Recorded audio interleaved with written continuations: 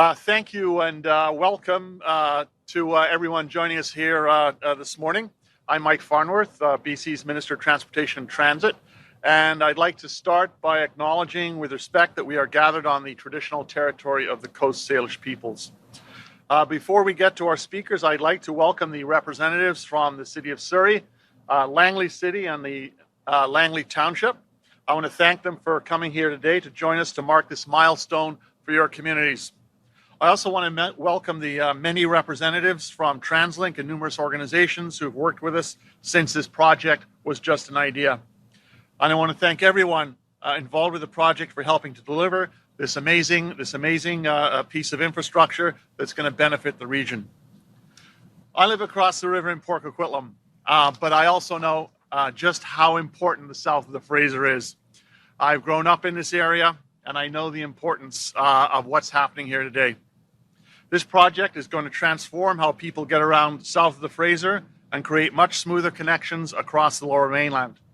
It's not just a new SkyTrain, it's an opportunity to build housing close to critical services, an opportunity to create community building and family supporting jobs, and an opportunity to connect people across the region, making it easier for people to spend less time commuting and doing what matters most to them. Here to speak about this incredible project and what it's going to mean for the region and for the province is my good friend, the Premier of British Columbia, David Eby. Thanks, Mike. Great to see everybody here today. It is an important occasion. It's good to see you, MP Sarai, to celebrate the important work that's happening here south of the Fraser, connecting Langley City with Willowbrook and with Waterfront Station in downtown Vancouver. I think that anybody, literally any person, almost of any age, south of the Fraser, if you ask them what it's like to try to get around this fast-growing area, one of their big frustrations will be traffic. The challenge of getting to where you need to get, whether it's for work or for school or for an essential appointment.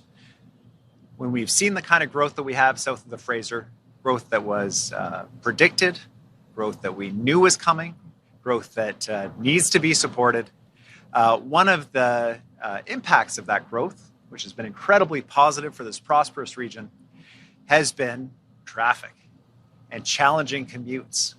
We know how important it is to get around, spending time with family and friends instead of sitting in a car, spending time building our provincial economy instead of sitting in a car. And that is what this project is about. It's important to recognize that government is about choices, and to recognize that our government has made and will continue to make very specific choices when it comes to south of the Fraser.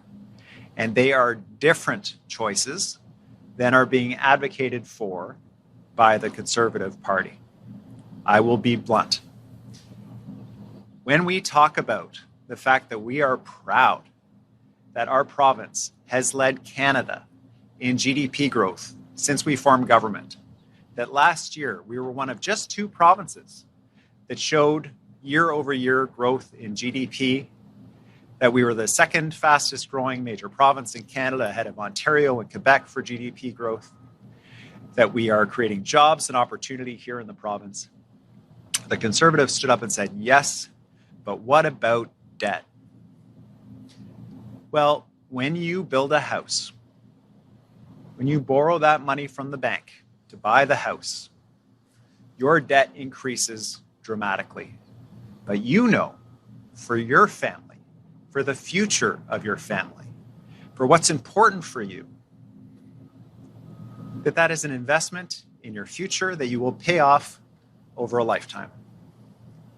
Our government knows that for communities south of the Fraser, whether it's Langley or Surrey or anywhere up the valley, that the decision to make those investments has been put off by government after government after government. It was not a surprise that we would face traffic south of the Fraser. Suggestions that we increase capacity on Highway 1, suggestions that there should be rapid transit built south of the Fraser, that there needed to be more hospital capacity, that there needed to be more medical training for our healthcare system. This was advocated for by literally different generations of people and politicians, local governments, pleading with the provincial government, please support our community, do these necessary expansions. And again and again and again, they were ignored. Well, our government is making different decisions. We are not selling the land for the hospital. We are building the hospital. We are expanding Highway 1. And behind me, we are building the first rapid transit south of the Fraser in 30 years. I was 19 30 years ago. I'm going to be 50 this year. That's a lot to reflect on. Ow, 50. Nifty. This project is not only necessary and essential, but will drive a number of important activities south of the Fraser. It will create new housing. It will create new economic opportunities. It will increase prosperity and it will make life better for people south of the Fraser. And to build this project, we have to borrow money, and that is what the debt is about. And if you think for 1 second that this project could not be canceled because it's already underway, you are wrong. Because the Patello Bridge was more than halfway built when the Conservative transportation critics said that government should cancel the project because it was too expensive. So if you work on this site, if you live in this community, if you live in Surrey and Langley, and you believe that government should be borrowing money to invest in your community, to build the future, to build the infrastructure that is overdue, there is a clear and important choice. A little more partisan than usual today, because there is a serious and important conversation happening in our province about which direction we should go. We're facing big pressure. Look at gas prices right now because of a war that nobody in British Columbia started, and a trade war from a partner that is threatening major industries in our province like the softwood lumber industry. We got to make choices, and we've got to be clear about which direction we want to go as a province. We have to stand on our own 2 feet, and part of that is developing our communities south of the Fraser, and I'm so proud of that. Now, today's announcement is an important landmark in this amazing project behind me. I want to thank the federal government for helping us deliver this project. These unassuming metal piles that you can see behind me are the footings, the foundation for the 8th of 8 stations along the Langley Surrey SkyTrain project. Construction is now underway on every single one of the 8 stations along the line. That means that this project is continuing to move along, and that communities like Willowbrook here at this station, not too long, you'll hear the familiar SkyTrain chime about the Expo line to Waterfront Station stopping here at Willowbrook Station. Those 8 stations are going to be beautiful. They're going to serve generations of people south of the Fraser, and they are just the beginning of our government's continued commitment to these communities south of the Fraser, which are just as important, just as deserving of investment, just as deserving of a fast and efficient commute as any other community in our province. So with that, I'd like to pass it back to the Minister of Transportation. Thank you very much for joining us, and I want to particularly thank all of the workers who are here on the site, who are building this amazing infrastructure for our province. This would not happen without you. It's not raining today, but trust me, there have been cold, rainy days where this work has gone on uninterrupted, and I'm so proud of what you're doing for our province. It's amazing. Thank you.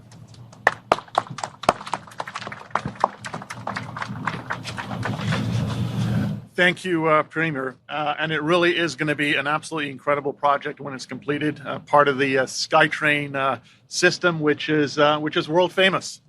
The project was also made possible in part thanks to the partnership between our province and the Government of Canada. And to speak about that and how Surrey Langley SkyTrain will benefit people and businesses, please welcome Surrey Centre MP Randeep Sarai.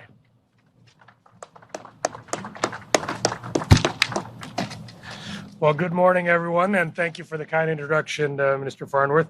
I'd first also like to acknowledge that we're gathered on the traditional territories of the Coast Salish people, and wish to acknowledge its growing relationship with the Kwantlen, Katzie, Matsqui, and Semiahmoo First Nations. Today is a great day for the future of transit communities south of the Fraser, including Langley and Surrey, and it's a pleasure to be here with Premier Eby, Minister Farnworth, and distinguished guests. Infrastructure is the foundation of a healthy and prosperous community and of a strong Canada. Modern, sustainable infrastructure will position our country as a global leader in our community, a global leader in the clean economy, and help us build the strongest economy in the G7. Infrastructure investments make a real and significant difference in the lives of Canadians. They create safe communities, gathering place spaces, green buildings, and initiatives that deliver on our environmental goals, and public transit that better connects communities of all sizes and locales. They also lay the critical groundwork needed that makes housing development possible. Investing in infrastructure and supporting transformative projects that shape our nation's future is one of our government's key initiatives. I am excited to be here today to join the province of British Columbia, TransLink, Langley, as we celebrate breaking ground on Willowbrook Station. The federal government is proud to support this major project alongside our partners. This major milestone signifies not just the start of construction of this station, along with all the other stations, but rather the progress we're making on public transit in our community. With this new groundbreaking, construction is officially now underway at all 8 stations across the Surrey Langley SkyTrain alignment. Once complete, this line will help residents shorten their average commute time and transform the way they travel across Metro Vancouver. Anticipated to enter service in 2029, this line will extend the Expo line from King George Station in Surrey to 203 Street in the city of Langley. Major transit projects connect Canadians to workplaces, homes, schools, businesses, and one another, helping to make Canada's economy one of the strongest. Public transit also reduces reliance on cars, resulting in lower emissions, less traffic congestions, and lower costs to homeowners. To build a prosperous and sustainable future for all is important, and it's more important than ever to invest in infrastructure that supports healthy, connected, and resilient economies. For me personally, by the way, Premier, you were about 9 years old when the last station was built in Surrey, which was 1986. As we get older, and so do I, we miscalculate our age. We still think we're 40, but it was 86, 40 years ago when the last station was built in Surrey. So this is a huge investment.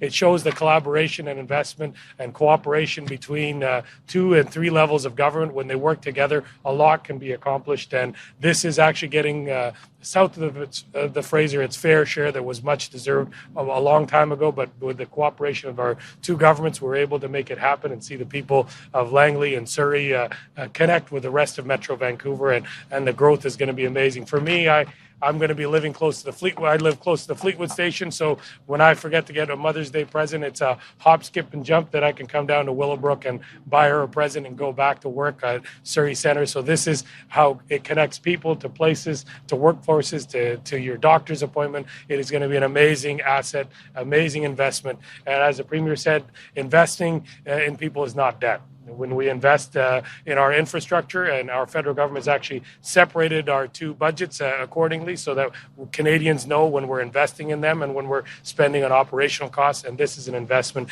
in something that's going to really connect communities, people, and the workforces. So with that, I also want to thank all the people that have worked on this project. They've done an amazing job to help connect people. As the Premier said, it's a nice day today, but it's not always a nice day. There's a lot of rain, there's a lot of mud, and you're working throughout all of that, building this infrastructure that's going to be there for decades and decades to come, connecting people. So we recognize the strong links between infrastructure, housing, and affordability.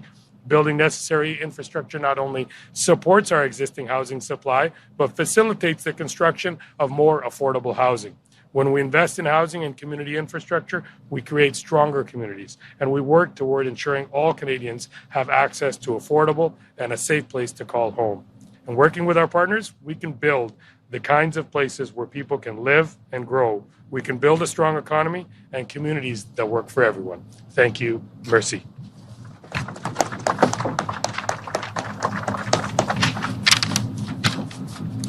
Thank you, MP Sarai. So whether you ride the bus every day between work and home, use transit to avoid heavy traffic and parking challenges, or rely on it to get to services and appointments, the Surrey Langley SkyTrain is going to make your life more convenient and more affordable. So I want to thank everyone again for joining us today, and now we will open the floor up for questions.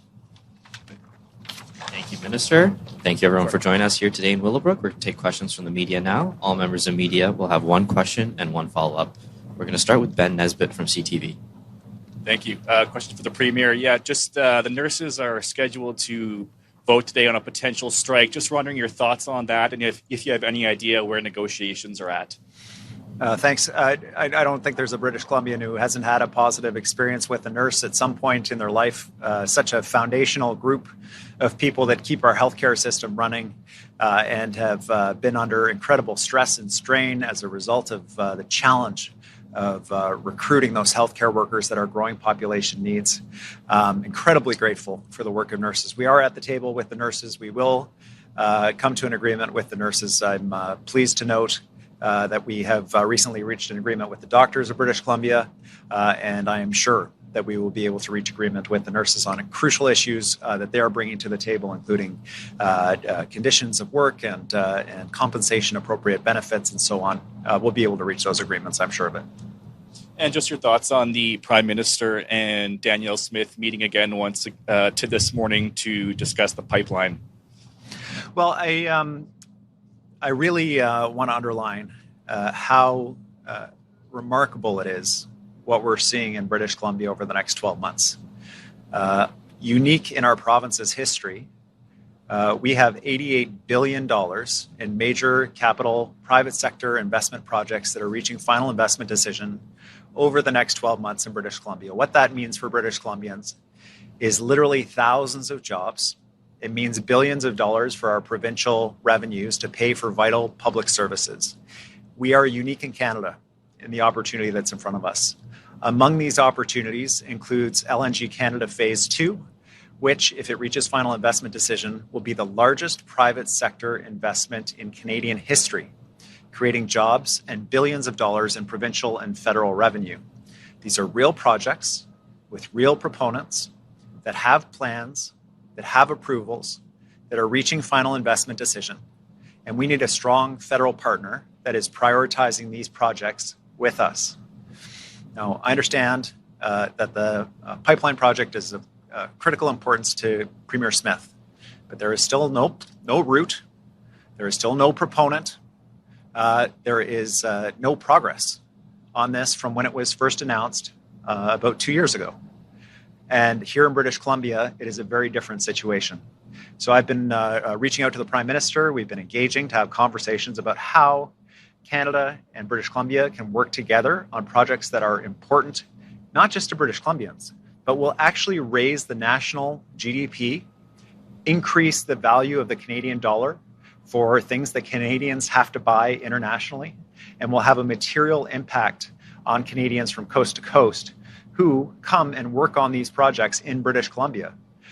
So I am hopeful that the Prime Minister and I will find a path to ensure that British Columbia's projects get the same level of attention from Ottawa. I'll be working with MP Sarai and his colleagues from the Pacific Caucus, and I thank them for their support and this advocacy. And I know that we'll get to that path together. Next, we'll head to Aaron MacArthur, Global News. Thanks. Hi, Premier. You're talking about LNG Canada Phase 2. You're talking about these future-looking proposals. We've had another month of job losses in British Columbia, 40,000 jobs in the first 4 months of this year. Do you have plans to get people back to work right now? What are the short-term plans? Yeah, well, thanks for the question. Provinces across Canada have faced significant job loss over the last 12 months, and the explanation is obvious. We have a major trade war with the United States. It is showing up in very material ways in British Columbia in two sectors. Our softwood lumber sector is under huge pressure. The tariffs we face are higher than those faced by Russia and and Europe when they import wood to the United States. And as a result, Russia and Europe are exporting more wood to the United States than they ever have. And exports to the United States from British Columbia are down. All provinces are grappling with this very serious challenge.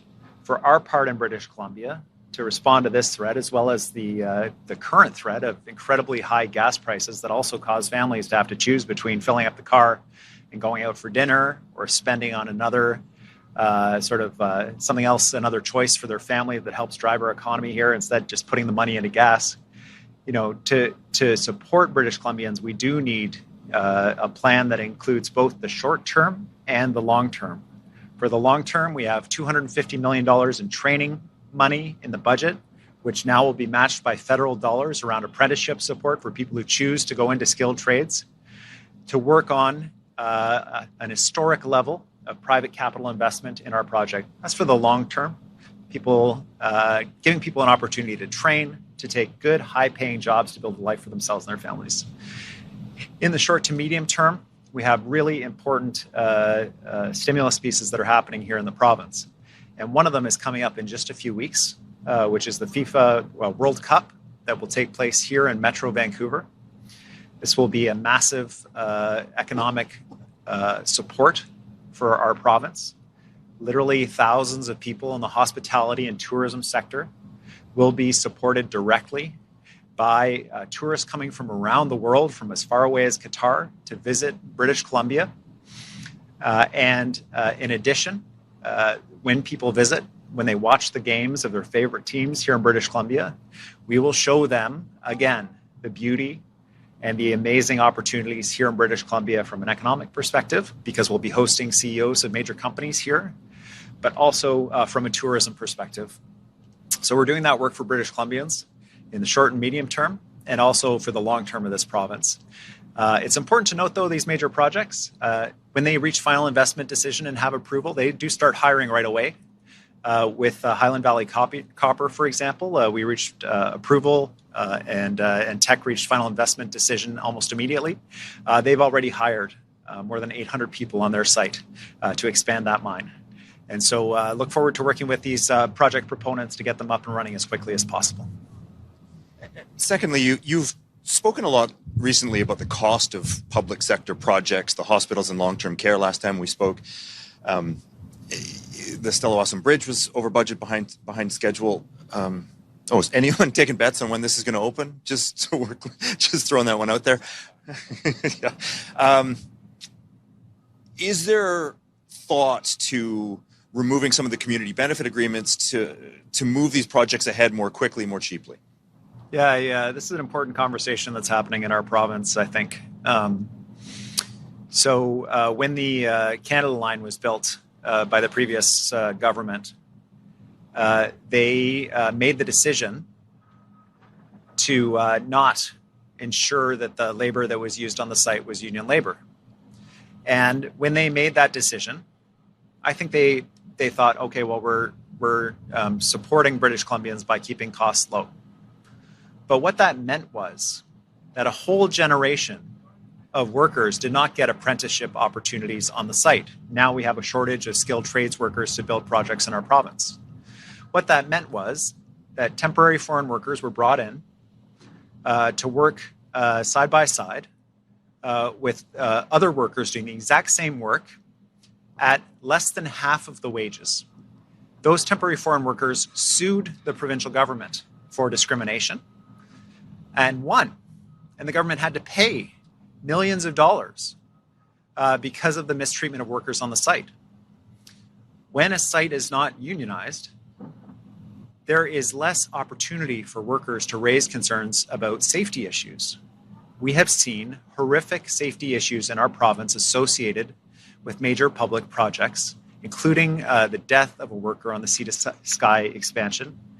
And we, as a government, have made a decision to do a couple of things. One is to prioritize training the next generation, investing in British Columbians. If we're building a project in British Columbia, that needs to be a project that is built where British Columbians have the opportunity to work on that site, to develop skills, to earn a decent wage, to support their families in a very expensive time.